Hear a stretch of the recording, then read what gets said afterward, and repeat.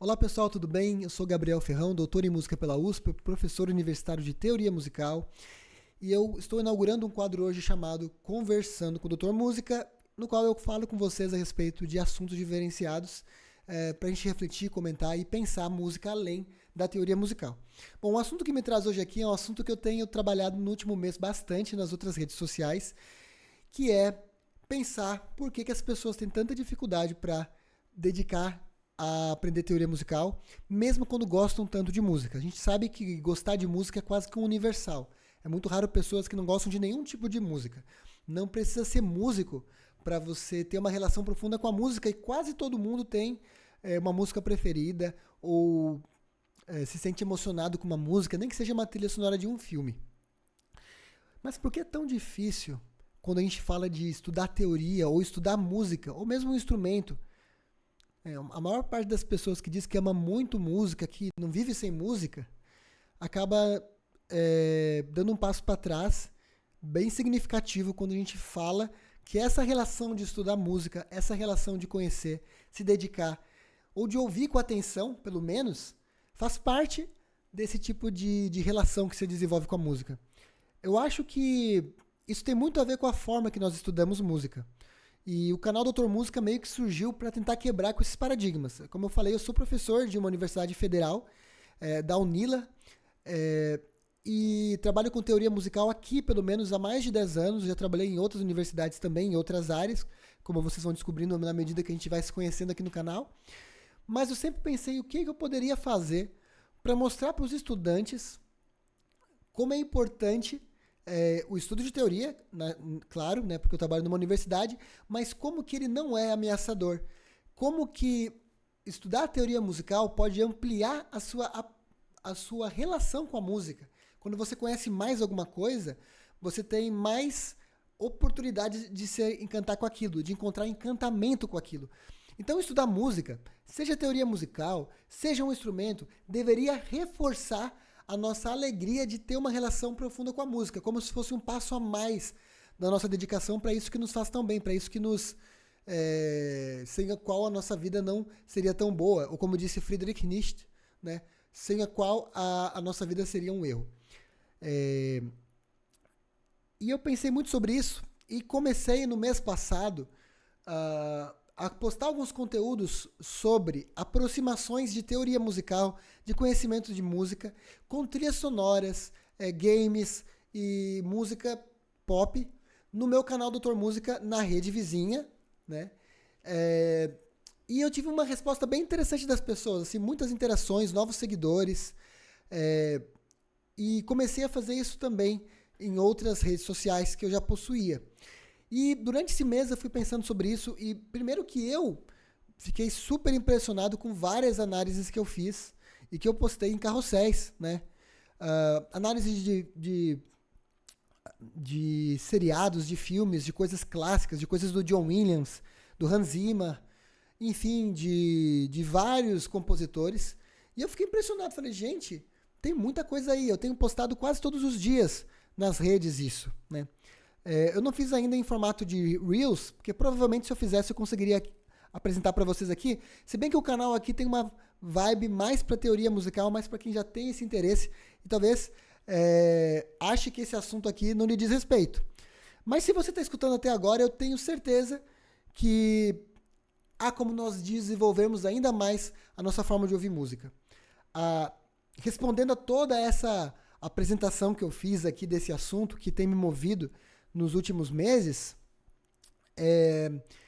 eu comecei a desenvolver um material a partir de um raciocínio que eu construí, que eu desenvolvi com vocês aqui, de que você não precisa estudar teoria musical ou conhecer música apenas com repertório que você nunca gostou antes de querer estudar teoria musical. Vale a pena começar a entender a música a partir das músicas que já estão na nossa memória afetiva, que já estão na nossa, não digo nem inconsciente, porque é bem consciente, né? Essas músicas estão conectadas conosco. O que está subconsciente, o subliminar, é todo o conteúdo de teoria musical, todo o conteúdo de produção musical, todo o conteúdo de instrumento, de canto que você já tem, que eu já tenho, que eu já absorvi por um gosto particular, por uma música específica que está conectada com a minha afetividade, né? Eu acho bem interessante isso, porque a gente fala que sabe coisas de cor, né? E não lembra que a palavra cor é literalmente cœur, de coração, em francês, né? Saber algo de cor é saber algo de coração. Não é um exercício mental de fixação de conteúdo, mas é você ter tanta relação com alguma coisa que aquilo está no seu coração, aquilo está acessível para você. Quando você escuta música, quando você toca um instrumento, quando você canta, aquilo está acessível para você. E nós todos temos isso, certo? Às vezes você é uma pessoa que já está tocando, estudando teoria musical há muito tempo, mas não deslancha na improvisação, não deslancha na interpretação, porque você está vivendo uma coisa que eu chamo de bipolaridade musical. Eu falo disso nos carrosséis, que é você estudar uma música com profundidade com a qual você não tem uma conexão real e ignorar completamente toda aquela música que você tem uma conexão real, como se ela não pudesse te ajudar a aprender música, a aprender teoria musical, a aprender a ser um músico melhor, ou só aprender a ouvir melhor, para ter uma relação mais profunda com a música, se você é um ouvinte. Então a bipolaridade musical gera na gente uma confusão de sentimento com o intelecto. Quando na música, quando toda a genialidade musical surge justamente de não haver nenhuma confusão entre sentimento, entre emoção e entre intelecto. Dali surgem as grandes obras, os grandes músicos, os grandes ouvintes, os críticos de arte musical. São as pessoas que conseguem ter clareza e se sentirem permitidas para acessar com o intelecto aquilo que elas amam, né? Então, assim, essa tese, ela acabou se tornando num guia que eu escrevi. Eu vou colocar o link dele aqui para vocês depois, para quem quiser adquirir, que é chamado Guia da Escuta Integrada. O que é a escuta integrada? Essa escuta que aproxima o coração do cérebro e passando pelo ouvido no meio. Ou seja, você pode aprender a ouvir músicas de forma que você extraia delas tudo e não deixe 50% do suco da música, né, pela maneira ligeira de escutar que nós temos. Hoje em dia a gente é bombardeado por música e tem estudos que falam de coisa de 60% do dia acordados a gente tem música ao nosso redor e nós estamos recebendo e sendo incapazes de processar, e eu acho que isso também nos deixa até com pouca energia para processar o que nós gostamos de processar, sabe? Vou usar aqui um exemplo meio barato, talvez, mas é como se você passasse o dia inteiro no seu trabalho lidando com pessoas que você não gosta muito ou não suporta, fica cansado e chega em casa, encontra seus filhos, sua esposa, seu marido, e aí você não tem energia para gastar com aquelas pessoas, porque todas as pessoas que ao longo do dia você teve que lidar, elas te esgotaram, exauriram sua energia mental. E às vezes eu penso que com a música acaba sendo assim. A gente vive ouvindo sons, ruídos também, né? Não só música, que fica nos enchendo a mente, a consciência, o subconsciente de informação, e quando a gente tem tempo, a gente não consegue nem parar para ouvir. Música a gente não tem energia. Então o guia da escuta integrada, o guia prático, com vários exercícios e com um pouquinho de teoria para fundamentar, mas uma teoria super leve, que você pode ler como músico ou como não músico, não faz a menor diferença, porque tanto músicos quanto leigos em música, mas que amam música, podem se beneficiar de uma escuta ativa, de uma escuta profunda, né? Então, com o guia você vai estar trabalhando com pilares. Eu trabalho com 5 pilares no livro. O primeiro pilar é o contexto, analisando o contexto das músicas.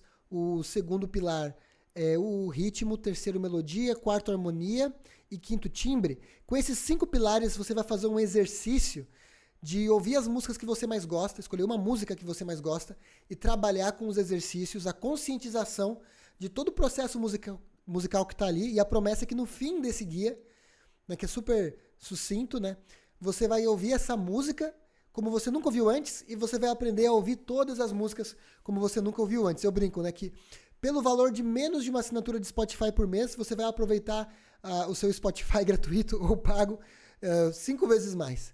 E isso faz parte do meu pensamento, da minha pesquisa como professor de teoria, como professor de produção também. Eu penso muito nisso, na afetividade ligada à música. Então, pessoal, esse aqui é a primeira gravação, o primeiro quadro do Conversando com o Doutor Música, porque eu quero conhecer mais vocês, quero interagir mais com vocês. Estou gostando muito do apoio de vocês, dos comentários de vocês, das sugestões de vocês.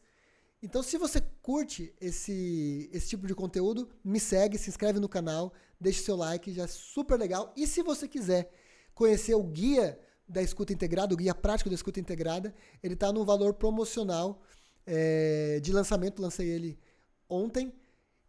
Vai estar aqui na descrição o link para aquisição. E qualquer dúvida que você tiver ou sugestão, depois de ler o livro, né, me escreve aqui nos comentários que eu vou voltar e vou comentar. Muito obrigado, pessoal. Nos vemos nos próximos vídeos. Até mais.